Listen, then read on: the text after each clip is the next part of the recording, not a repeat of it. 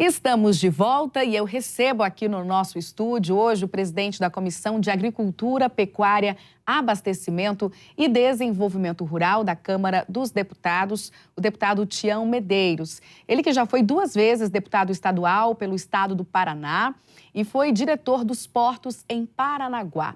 É produtor rural e também advogado. Deputado, muito bom dia, obrigada pela presença.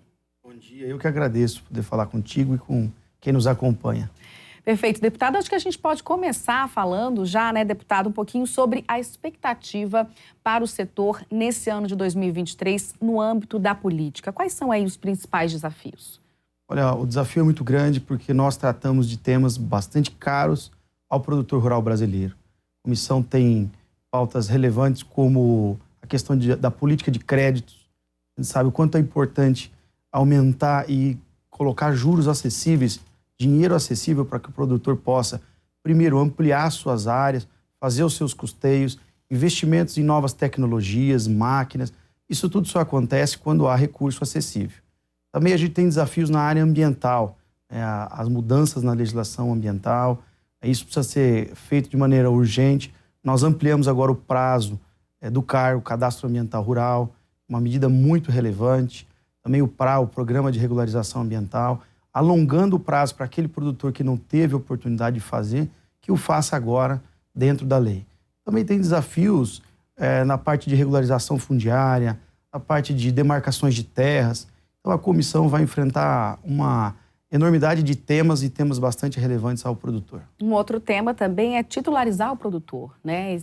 Está entre as prioridades aí da frente. Tem regiões do país, e muitas delas no Arco Norte, que ainda tem dificuldades de regularização fundiária, que é documentar o produtor rural, que é proprietário para que possa ter o título da propriedade definitivo.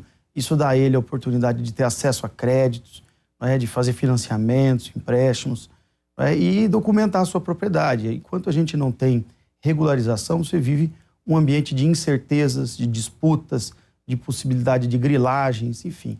Então a gente precisa sair dessa pauta negativa, evoluir com regras claras e virar essa página. Já que o senhor falou de grilagem, enfrentamento às invasões também está na pauta aí da frente, né, para esse ano. Exatamente. Esse é um problema que tem se intensificado com o novo governo. As invasões tinham praticamente acabado, a gente não ouvia mais falar em invasões de terras no Brasil. E, infelizmente, com muita tristeza, esse tema volta e volta com muita intensidade esse ano, né? E isso é um movimento político, não tenho dúvida disso, criminoso. Não é invadir terra, invadir propriedade dos outros, seja ela rural, urbana, ou de que tamanho for um sítio, uma fazenda, não importa. É proibido, é ilegal. E quando se organiza e faz esse movimento de maneira coletiva, então há uma construção criminosa de organização que faz esse movimento para desestabilizar o país. É um setor tão importante como é o do agronegócio. E como é que o setor, né, como é que os deputados pretendem trabalhar nesse enfrentamento aí pelos próximos anos? Olha, nós nos reunimos com frequência na frente parlamentar da agropecuária, que é uma frente externa à Câmara, que reúne deputados e senadores para definir algumas estratégias em parceria com a CNA. A Confederação Nacional também entende que a gente precisa fazer um enfrentamento, primeiro, de ordem legal.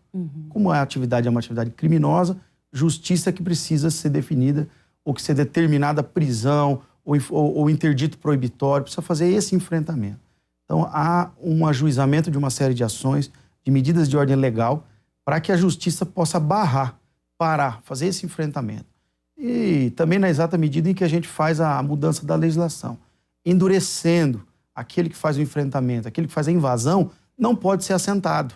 Porque quem quer a reforma agrária, e todos nós que queremos a reforma agrária, tem que respeitar as regras do jogo e não invadir propriedade alheia. Então, endurecer, proibindo que aquele que seja invasor tenha acesso a uma propriedade pelo INCRA. Então, quem quer ser assentado vai acompanhar o INCRA, que é o Instituto Nacional que faz a reforma agrária, que é o órgão responsável para tanto, e aí, quando houver disponibilidade, ele faz ser assentado. Agora, invasor de terra não é assentado. Agora, deputado, os projetos que estão em análise para o setor, né? Quais que, o senhor, na visão do senhor, tem mais urgência de votação? Olha, também a transformação do crime de invasão de terras em crime associado ao terrorismo, porque causa um terror nas famílias, na agroatividade daquele município, daquela região, afasta os investimentos. Então, essa é uma pauta importante. O armamento do homem do campo é uma pauta muito importante, dar segurança para que ele possa se defender, defender a sua família, assim como o seu patrimônio. Também as questões ambientais são pautas relevantes, muito relevantes, de demarcações de terras indígenas, que há uma dúvida e uma ampliação proposta de 13% para 23% do território nacional, que é um volume absolutamente imenso, gigante, continental. Isso precisa ser enfrentado no legislativo. É difícil entender o porquê uma demarcação tão gigante com uma população de 1 milhão de índios, por exemplo, no país, né?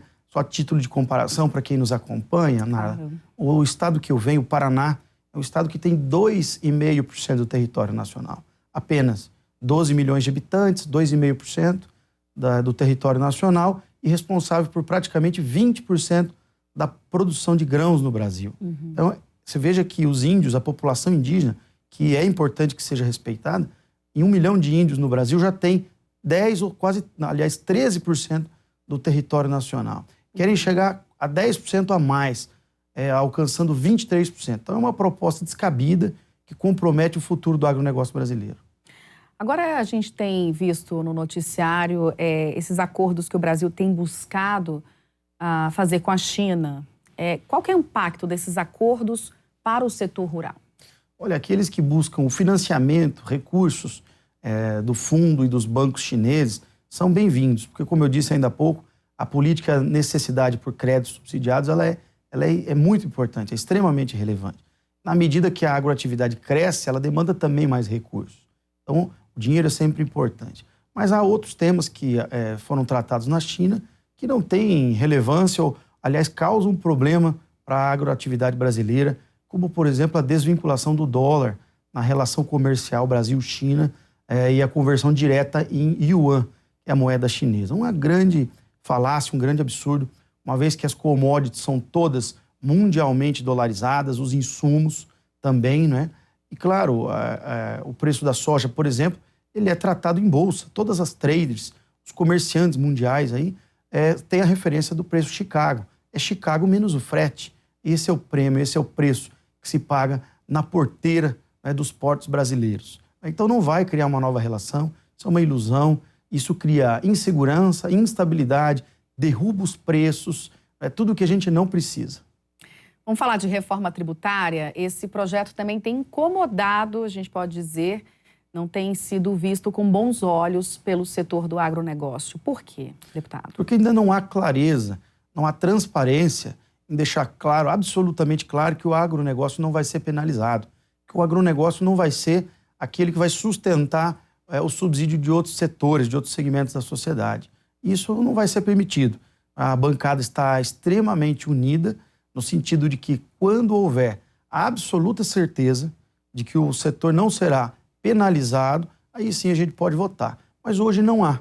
Hoje não há transparência, não há certeza por parte do governo, não há certeza ainda no texto apresentado pelos relatores, pelo relator que hoje é o deputado Aguinaldo Ribeiro.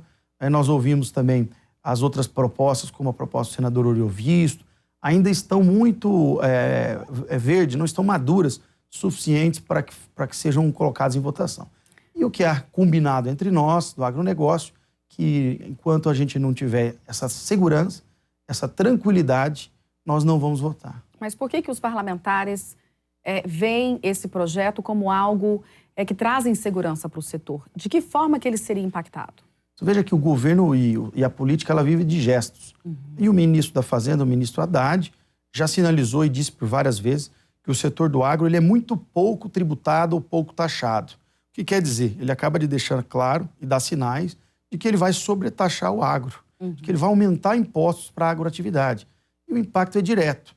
Se você sabe que é uma atividade que compete mundo afora e você sobrecarrega a tributação, você tira a competitividade, você enfreia e encerra os investimentos, dificulta o crescimento, e atrapalha o agronegócio brasileiro. Isso não vai ser permitido.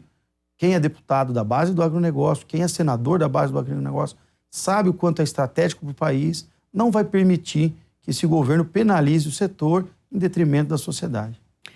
Então é isso, temos um 2023 aí de muito desafio para o setor do agronegócio dentro do Congresso Nacional. Boa sorte a todos os parlamentares. Eu quero agradecer, então, a presença de Tião Medeiros, presidente da Comissão de Agricultura, Pecuária e Abastecimento e Desenvolvimento Rural da Câmara dos Deputados. Muito obrigada, deputado, pelos esclarecimentos. Eu que agradeço. E até uma próxima oportunidade. Até a próxima. Obrigada.